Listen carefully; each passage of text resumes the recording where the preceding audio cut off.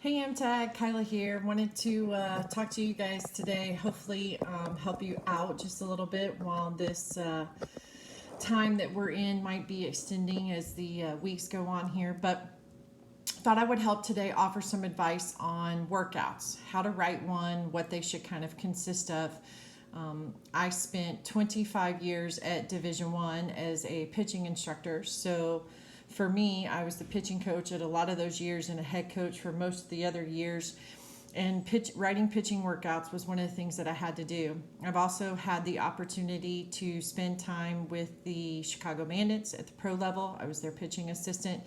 And then most recently with Team USA, getting a chance to see their workouts. And I'll tell you, one of the things that's really consistent whenever you watch anyone at the collegiate, pro, or even Olympic level do in their workouts is the purpose or intent that is applied to it. The numbers are always calculated.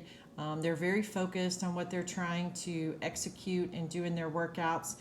And that's one of the first things when I have a pitcher who's like, I'm just not seeing myself make any adjustments, or I'm not seeing the growth, or I've kind of hit a flat point, or things are getting worse. Usually the first thing that I ask them to write down for me or to look at is the ways that they practice, because a lot of times they'll come to lessons and they'll do one thing and then go home and practice more days than they are in lessons on something else. And so they're wondering why things aren't getting better. And usually it's just a breakdown in what they're doing and how they're doing it in that practice time that kind of slowly gets them off track more than the actual lesson time itself. So I usually ask them to really make sure that they're practicing smart and have a purpose in what they're doing. And I try to kind of help them write a workout or look at a workout that could better achieve those things. So if this seems overwhelming and you're like, I'd love to hear about it and understand it, but that's just even still too much for me. I find I do that all the time when I watch how-to videos. I think it looks amazing and so simple, but actually doing it and executing it doesn't really happen well for me. There are two things that you can do if you want to find one. This is a video that's on Championship Productions that you can go into. It's much more detailed, has a lot more workouts. Granted, it's a little older, but it is really in depth on how to create a pitching workout. They are downloadable, so all you have to do is go to their website and click that one. Another one that I have for you guys right now too is Teachable. So you guys can go to teachable.com. You can see on this one there's a 4 workout program or a 12 workout program, hopefully taking us through this next month while we're in the current state that we're in. If those two aren't an option, I know for a lot of people finances are tough and a lot of us aren't working during this time period. So I'm going to give you some keys, some pointers for writing some workouts while you're practicing this time if you need some extra stuff to do. So the first thing you want to make sure you do when you're writing your workout is that you have a goal in mind, what you're trying to accomplish when you are sitting down and creating this program for yourself. So let's say you want to get faster, or you want to have a first pitch strike improved, or you want to have overall accuracy get better. You want to be able to work one side of the plate or the other. You want to increase the spin or the break on a pitch. That's going to be something that really matters more than anything else, because that's how you're going to write your workouts when you're looking at that. Second thing you want to make sure that you have is that you have all of the equipment that you're going to be able to use. You don't want to write a workout for something that you don't have the equipment for. It's not really going to work in the way that you've wrote it. So you want to make sure that you have all of those things accessible, or if you found a way to alternate it or alter it in a way that it can still work for you based on what you have.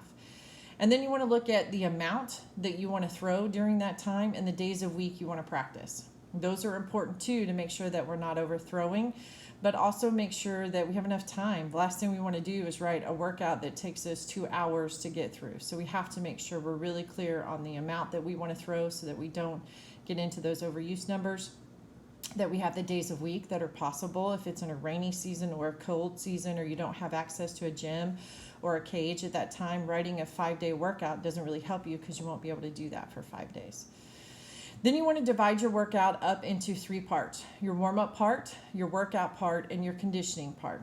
Your warm-up part, you've got to decide what you want it to do, or you can mix that around each time. You want to decide, are you going to warm up your speed? So that's something you can do where you're looking at long toss and things like that.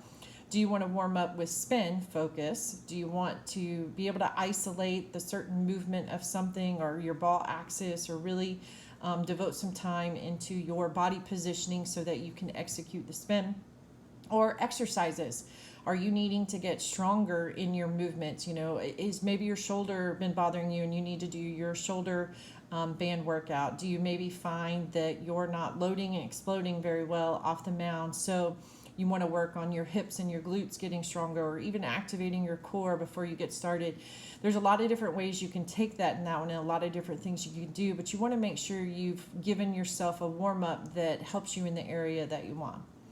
The next thing you want to look at is the workout itself. You know, are you going to make your workout designed for accuracy, for speed, or for break? Whenever you're looking at those kind of things, you can have it between all three if you want, but you want to make sure that you're specific in what you're doing in your workout part is actually matching what your goal is. So the last thing you want to be working on is speed while you're trying to work on location. So those things are kind of counterproductive there. Or if you're working on break, but you're trying to do speed, those things sometimes don't happen together. Sometimes we actually have to slow down a little bit and spin it more. Then we have to try to overthrow it. Sometimes we lose our axis on those kind of things. So just make sure we're clear on what that workout goal should be. And then your last part would be your conditioning part whenever you're done with your workout. Are you going to do it for some pitching stamina? Are you going to include some pitching sprints or something like that? Are you going to include exercises where you bring out your weights and maybe do some med ball work or some things like that, or some squats or some lunges or some pistol squats, things that can really help you get a little stronger, even your push-ups or planks? Or is that the time you're going to add in cardio? Are you going to do some foul pulls? Are you going to do some triangles? Are you going to do some 5-10-5s? Are you going to do some cross fields? What do you want to finish off to help your shape get a little bit better? So hopefully that will help you kind of look at your workouts when you're doing some things. Just know that there's a lot of resources out there. Make sure you're doing that. And really look at your workouts as a plan and a map to get you from A to B. If you find yourself kind of stuck in the middle and going nowhere, I usually say that's like trying to drive somewhere without Google Maps on, or without the old maps back in the old days that we used to have out. If you're not really getting where you want to go, you really need to take a look at your route and make sure the things that you're doing every day in your practice and your workouts are helping you get from A to B. So hope that helps. Hope everything's going well. I know these days sometimes get a little long, but hopefully this weekend you've had some time to get some workouts in, and today, maybe tonight, you can sit down and look at how you're planning your week ahead and be a little bit smarter in some of this execution there. So take care, everyone, and stay safe. Bye.